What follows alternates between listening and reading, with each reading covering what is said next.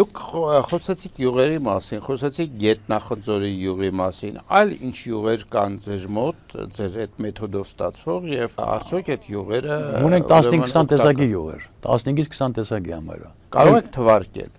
Պետք է որ թվարկել, թե։ Ես չգիտեմ, եթե դրանք կարևոր են մեր հերոստատողներին։ Ուրեմն կա եւ Գետնախնձորի յուղ, կա նաեւ Ամառանտի յուղ, դուք Ամառանտի յուղ, Անթարամ ծաղիկի յուղ, Խնկի յուղ, Մեխակի յուղ եւ այլ, շատ 15 տեսակից 20 տեսակի ունեմ ես։ Եվ դրանց տարբեր պրոպորցիաներով,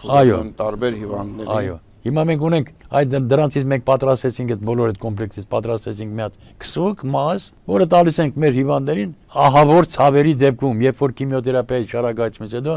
մենք ունենում ենք ոսկրային մետաստազ, որովհետեւ ցավազրկողներ չօգտագործենք, հզոր ցավազրկողներ չօգտագործենք, քսվում է ոսկրային համակարգին։ Կարող է օրը 5 անգամ քսենք, օրը 6 անգամ, մինչև կարողանանք այդ ոսկրային հյուսվածքները նորմալացնենք։ Ցավազրկողից ոչ միայն ցավազրկման մասին է խոսքը, այլև բուժման։